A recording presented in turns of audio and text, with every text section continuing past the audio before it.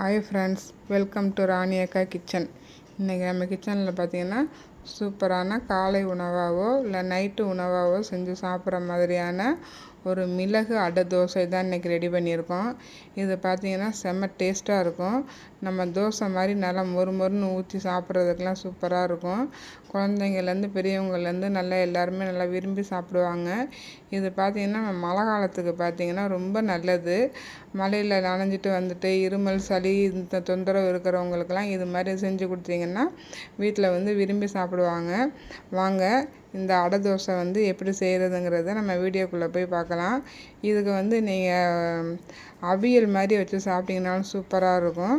வாங்க நம்ம வீடியோக்குள்ளே போகலாம்.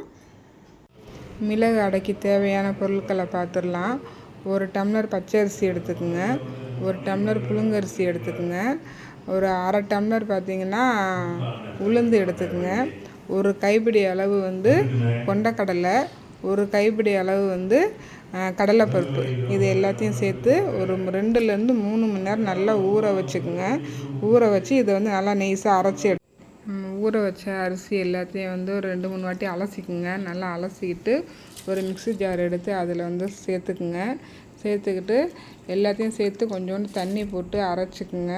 நல்லா நெய்ஸாக அரைச்சிக்குங்க. நம்ம தோசை மாவு பதத்துக்கு அரைக்கணும், நரன்னு இருக்கக்கூடாது. நல்லா நம்ம தோசைக்கெல்லாம் எப்படி அரைப்போமோ அது மாதிரி அரைச்சி ஒரு பாத்திரத்துக்கு அதை மாற்றிக்கலாம். நான் ஒரு பாத்திரத்துக்கு மாற்றிக்கிட்டேன். பாருங்கள் எவ்வளோ நெய்ஸாக நம்ம தோசை மாவு பதத்துக்கே எவ்வளோ சூப்பராக அரைச்சிருக்கேன் பாருங்கள். வாங்க இது கூட சேர்க்குற பொருள்லாம் சேர்த்துக்கலாம். அடுப்பில் ஒரு கடாய் ஒன்று வச்சுக்கோங்க. கடாய் காஞ்சதுக்கப்புறம் பார்த்திங்கன்னா ஒரு 1.5 ஸ்பூன் அதில் மிளகு சேர்த்துக்குங்க, 1 ஸ்பூன் ஜீரகம் சேர்த்துக்குங்க, 1 ஸ்பூன் சோம்பு சேர்த்துக்குங்க. இதை ஒரு மிதமான தீயில லைட்டாக வறுத்து எடுத்துக்குங்க. ரொம்ப கருகாக வறுக்கக்கூடாது, லைட்டாக வறுத்தா போதும். இந்த மாதிரி ஃப்ரெஷ்ஷாக சேர்க்கும்போது நம்மளுக்கு நல்லாயிருக்கும் டேஸ்ட்டு. நம்ம வறுத்த அந்த பொருளை எல்லாம் பார்த்திங்கன்னா கொஞ்சம் நேரம் ஆற விட்டுக்கலாம். நல்லா ஆற வச்சுக்கிட்டு ஒரு மிக்ஸி ஜாரில் சேர்த்து நல்லா நெய்ஸாக அரைச்சி எடுத்துக்கலாம். இந்த மிளகு அடைக்கு தேவையான பொருட்கள் எல்லாம் நம்ம சேர்த்துக்கலாம். ஏற்கனவே நான் உப்பு சேர்த்துட்டேன். இப்போ பார்த்திங்கன்னா அதுக்கு மஞ்சள்தூள் பார்த்திங்கன்னா ஒரு 1 ஸ்பூன் மஞ்சள்தூள் சேர்த்துக்குங்க. சேர்த்ததுக்கப்புறம் பார்த்திங்கன்னா தேங்காய் துருவல் பார்த்திங்கன்னா நான் 1/2 மூடி தேங்காய் துருவல் துருவி வச்சுருக்கேன். அதையும் அது கூட சேர்த்துக்கலாம். வெங்காயம் பார்த்திங்கன்னா பெரிய வெங்காயம் தான், நல்லா சின்னதாக நல்லா மெல்லிசாக கட் பண்ணிக்கோங்க. அப்போ தான் நம்மளுக்கு இழுக்கிறதுக்கு நல்லா வரும். நான் அதை இப்போ அரிஞ்சு வச்சுருக்கேன். அதையும் அது கூட சேர்த்துக்கலாம். சேர்த்துக்கிட்டு நம்ம வறுத்தோம்ல அதை நான் பொடி பண்ணி வச்சுருக்கேன். ஃப்ரெஷ்ஷாக இந்த மாதிரி நீங்கள் ரெடி பண்ணிக்கிட்டு சேர்த்து பண்ணிங்கன்னா சூப்பராக இருக்கும். இதில் இப்போ பாதி சேர்த்துக்குவோம். காரம் எப்படி இருக்குதுங்கிறத பார்த்துக்கிட்டு அதுக்கப்புறம் மீதியை சேர்த்துக்குவோம். சேர்த்துட்டு இப்போ எல்லாத்தையும் நல்லா மிக்ஸ் பண்ணிக்கலாம். நம்ம தோசை பதத்துக்கு தான் இதை மிக்ஸ் பண்ணிக்கணும். இதில் இன்னும் கொஞ்சம் தண்ணி போட்டுக்கலாம். தண்ணி போட்டு நல்லா மிக்ஸ் பண்ணிக்கிட்டு காமிக்கிறேன் உங்களுக்கு. நம்மளுக்கு மிளகு அட்டை தோசைக்கு பாருங்கள் சூப்பராக மாவு ரெடி பண்ணிக்கிட்டேன்.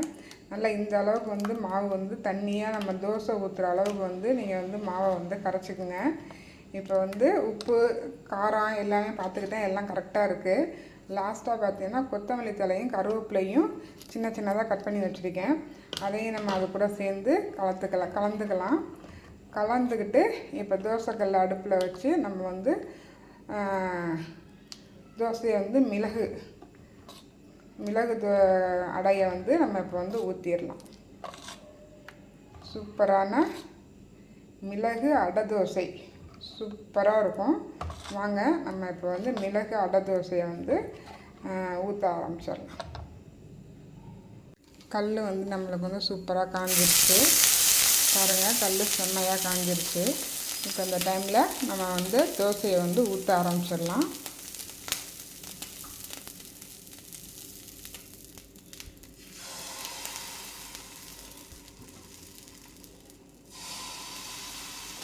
இது பார்த்திங்கன்னா எல்லாத்துக்கும் ரொம்ப பிடிக்கும்.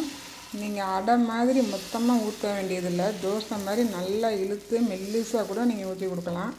குழந்தைங்கள்லாம் விரும்பி சாப்பிடுவாங்க. இது கூட கொஞ்சம் ஆயில் சேர்த்துக்கலாம்.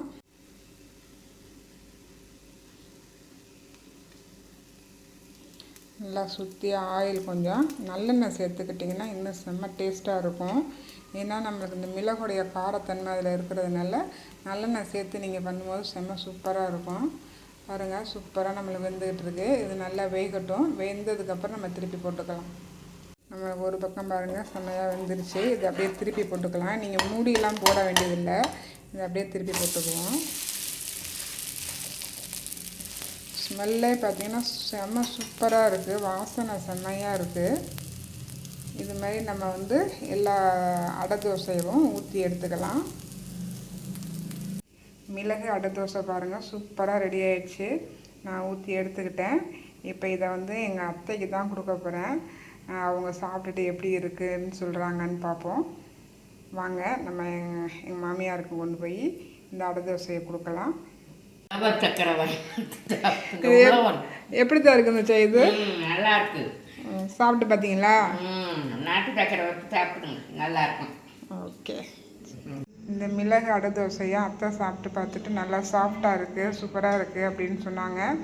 நீங்களும் வீட்டில் ட்ரை பண்ணி பாருங்கள். ட்ரை பண்ணி பார்த்துட்டு எப்படி இருந்துச்சுங்கிறத கமெண்ட்டில் சொல்லுங்கள். தேங்க்யூ.